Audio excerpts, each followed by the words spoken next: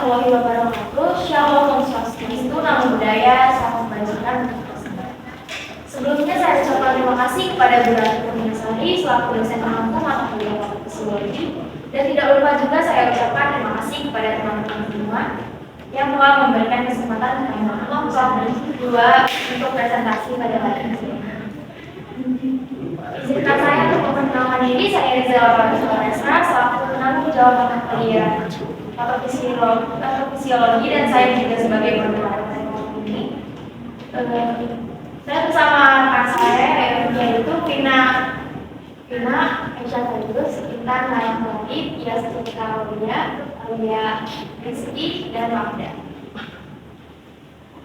Pada kesempatan kali ini, kelompok 2 akan mempresentasikan materi chronic kidney disease. Pada pemateri, silakan. Chronic kidney disease yaitu merupakan kerusakan fungsi ginjal yang bersifat progresif, lambat, dan irreversibel, sehingga mengakibatkan ketidakmampuan ginjal membuang produk limbah dan menjaga keseimbangan cairan dan elektrolit. Kemudian di sini ada anatomi dan fisiologi ginjal. Ginjal ini merupakan sistem ekskresi yang memproduksi urin. Ginjal ini letaknya abdomen atau di belakang perut. Ginjal sebelah kiri letaknya lebih tinggi daripada ginjal sebelah kanan karena ginjal sebelah kanan ini sedikit tertekan oleh organ hati. Nah, ada beberapa bagian ginjal. Yang pertama adalah korteks ginjal. Korteks ginjal ini merupakan bagian terluar dari ginjal yang melindungi struktur dalam ginjal. Di dalam korteks ginjal ini terdapat glomerulus dan tubulus. Kemudian yang kedua ada medula. Medula renalis ini merupakan struktur ginjal yang terdiri dari lengkung Henle dan piramida renal. Piramida renal ini di dalamnya terdapat tubulus dan nefron. Tubulus ini berfungsi untuk sebagai tempat masuk dan keluarnya cairan. Yang ketiga ada pelvis ginjal. Pelvis ginjal ini merupakan struktur ginjal yang berada di tengah-tengah ginjal, yang berfungsi sebagai jalan keluarnya urin menuju ke ureter. Nah, di dalam pelvis ginjal ini ada yang namanya silikus, disalurkan ke ureter. Kemudian ada arteri ginjal. Arteri ginjal ini berfungsi untuk membawa darah masuk ke dalam ginjal. Darah ini merupakan darah yang kaya akan oksigen yang nantinya akan difiltrasi di dalam ginjal ini. Setelah difiltrasi, darah tersebut akan keluar melalui vena ginjal. Kemudian ada ureter. Ureter merupakan tabung otot yang berfungsi untuk mendorong urin masuk ke kandung kemih. Dari kandung kemih tersebut, ginjal akan keluar melalui uretra. Nah, tadi kan di dalam piramida renalis pada medula itu ada yang namanya nefron. Nah, nefron ini merupakan bagian terkecil pada ginjal, namun sangat berfungsi penting pada ginjal karena sebagai tempat terjadinya filtrasi. Nah, di nefron ini ada struktur internal yang namanya corpus renalis. Nah, corpus renalis ini atau badan maut tinggi di dalamnya terdapat glomerulus dan kapsula Bowman. Nah, di glomerulus ini darah yang masuk dari arteri akan diserap proteinnya di glomerulus, kemudian akan dikeluarkan menuju kapsula Bowman yang nantinya akan dibawa ke tubulus renalis. Nah, tubulus renalis ini melalui lengkung Henle akan menyerap air, glukosa, dan elektrolit seperti kalium, natrium, dan klorida. Nah, setelah itu darah yang sudah bersih ini akan dibawa kembali menuju ke jantung oleh vena ginjal. Nah, setelah itu sedangkan sisa zat metabolisme dari darah ini atau limbahnya akan dibawa ke tabung pengumpul atau tubulus collecticus. Dari tubulus collecticus inilah urin akan dibawa menuju ke pelvis ginjal, kemudian akan dibawa ke ureter. Dari ureter akan disalurkan ke tempat mengumpulnya urin yang dinamakan kandung kemih dan akan dikeluarkan melalui uretra. Lalu ada contoh fisiologi chronic kidney disease. Nah, awalnya itu gagal ginjal kronik ini tergantung pada penyakit yang mendasarnya, seperti lurus, hipertensi, dan obesitas. Lalu terjadi pengurangan massa ginjal atau hipertrofi struktur dan fungsi nefron yang masih tersisa. Nah, progresivitas kerusakan pada nefron yang masih tersisa atau surviving nephrons diperantai oleh molekul fase aktif yang memicu peningkatan hemodinamik dan tekanan kapiler pada glomerulus. Proses ini memicu adaptasi yang berlangsung dalam jangka waktu singkat dan diikuti maladaptasi yang menunjukkan sklerosis pada nefron yang masih ada. Nah, maladaptasi atau sklerosis nefron yang masih tersisa ini memiliki fungsi nefron ini memiliki penurunan yang progresif akibat ketidakseimbangan air dan juga elektrolit, terutama pada dalam hal konsentrasi natrium dan kalium. Progresivitas penyakit ginjal kronik mungkin terus berkembang hingga mencapai titik di mana pasien memerlukan terapi pengganti ginjal seperti prosedur dialisis. Lalu ada penurunan fungsi nefron,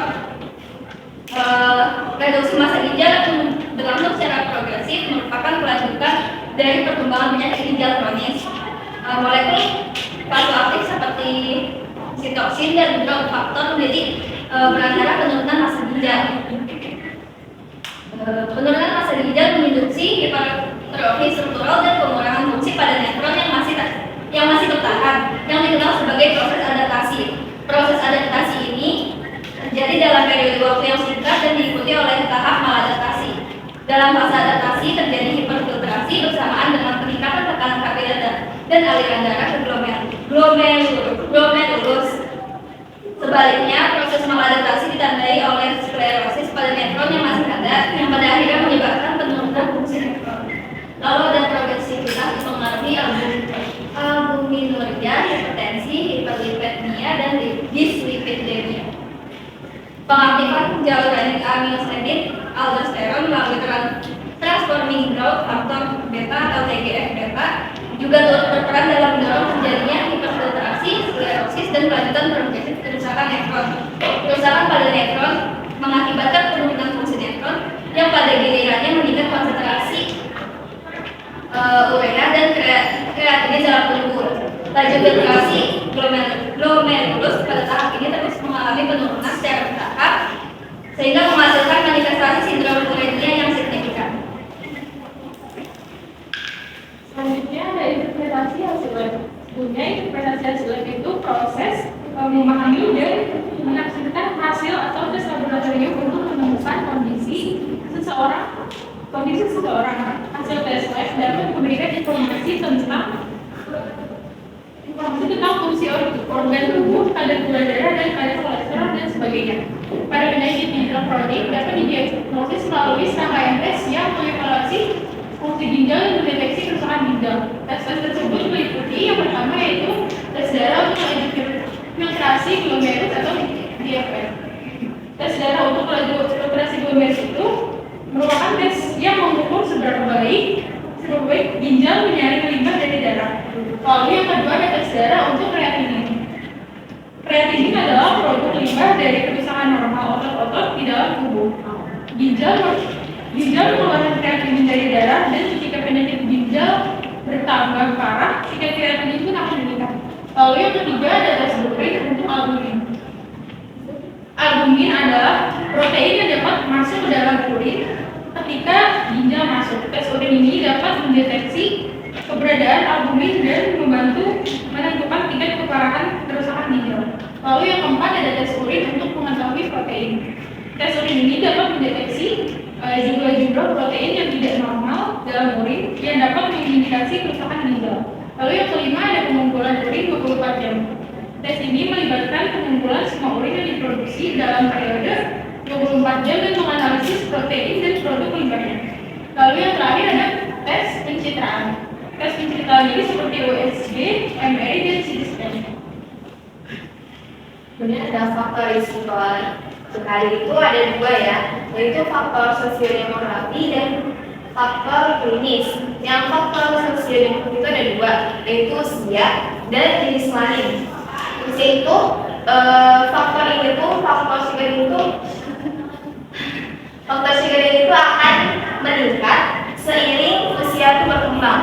Terus yang jenis kelamin itu lebih banyak laki-laki yang terkena cedera daripada perempuan disebabkan oleh perubahan atau perbedaan hormon reproduksi dan gaya hidupnya gitu. Terus kedua ada faktor klinis, yaitu yang pertama ada diabetes mellitus.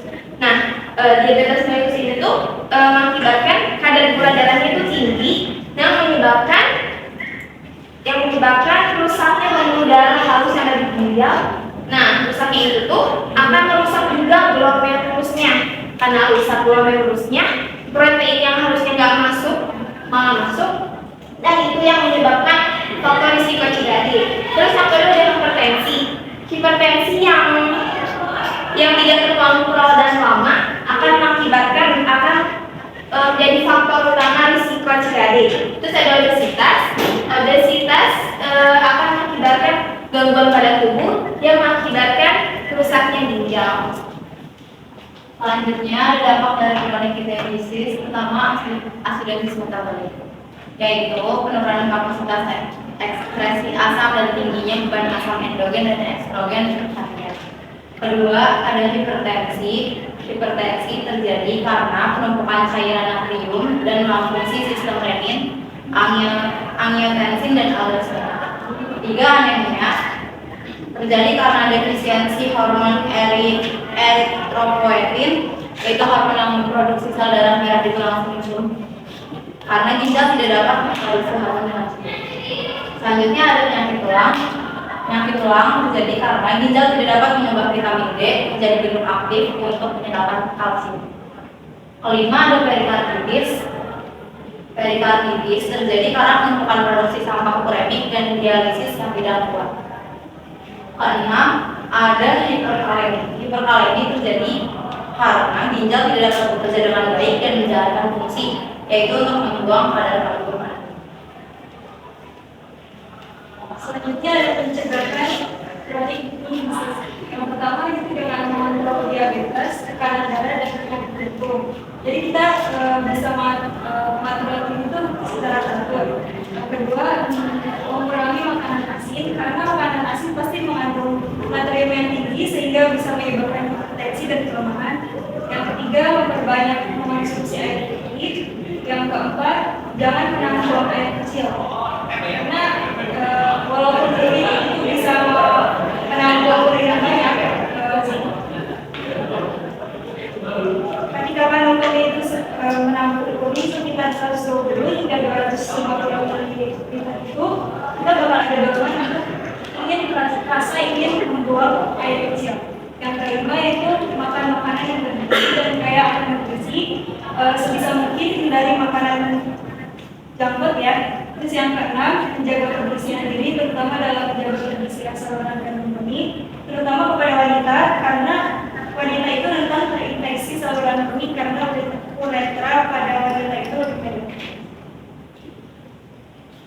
Selanjutnya ada penyakit gagal ginjal kronik juga bisa dicegah dengan melakukan gerakan cerdik, yaitu C adalah cek kesehatan secara bersama, E yaitu menyiapkan asap rokok, N rajin aktivitas fisik, D diet sehat dengan kalori seimbang, I istirahat yang cukup, dan K kelola stres.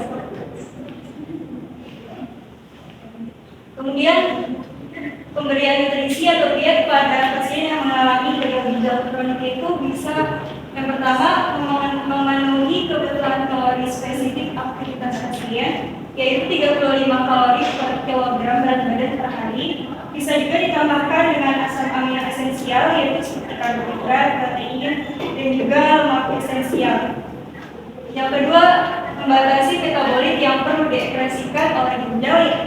Pokoknya kita harus membatasi hal-hal yang bisa memperberat kerja ginjal, kayak makanan pedas.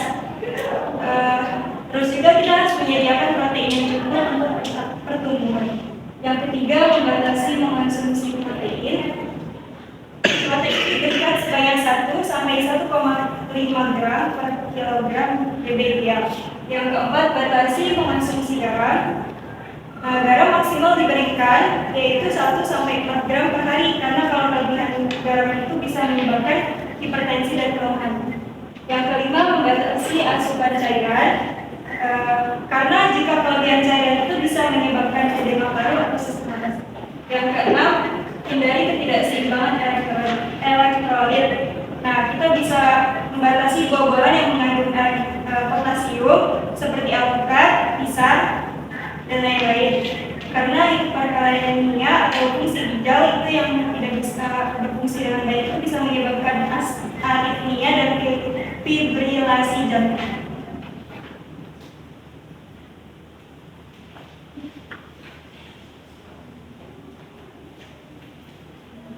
Baik, selanjutnya sesi tanya jawab.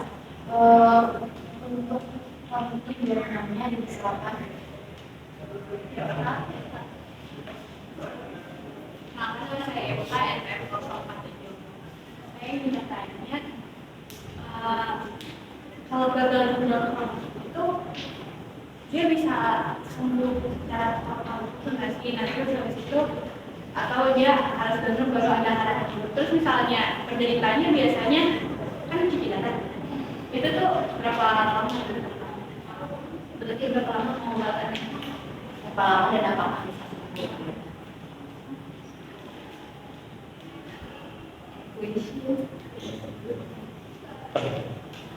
Pertama saya Romo Densa dan PN 000, jadi saya mau tanya tentang apa itu sampah organik.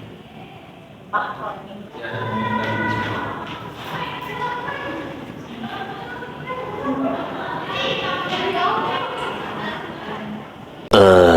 2,000 years later. Dari pertanyaan Pak, tadi kan bisa sembuh total apa enggak, terus ada sembuhnya berapa lama sih biasanya. Nah, kan gagal ginjal kronik ini tuh biasanya berlangsung lebih dari 3 bulan ya. Nah, sedangkan gagal ginjal kurang dari 3 bulan itu namanya gagal ginjal akut. Nah, terus berarti ini kan berlangsungnya lama nih, lebih dari 3 bulan. Terus ini juga tuh gak bisa disembuhin total. Penanganan medis ini bertujuan untuk memperlambat perkembangan gagal ginjal kronis, terus mengendalikan penyakit yang menyebabkan gagal ginjal dan mempertahankan laju filtrasi ginjal sebaik mungkin. Jadi meskipun penyakit ini tidak bisa disembuhkan, pengobatan, perawatan medis serta gaya hidup yang tepat dapat membantu penderita gagal ginjal agar bisa beraktivitas dengan normal dan memperpanjang harapan hidup pasien.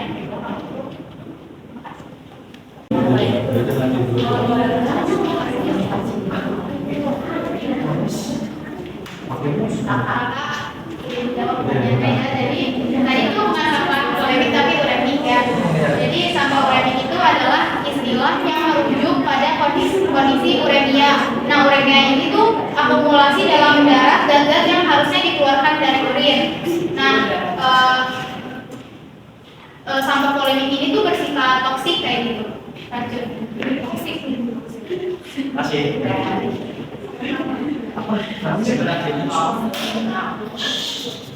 Baik, demikian presentasi dari kelompok 2.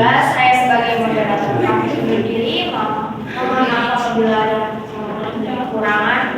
Assalamualaikum warahmatullahi wabarakatuh. Waalaikumsalam.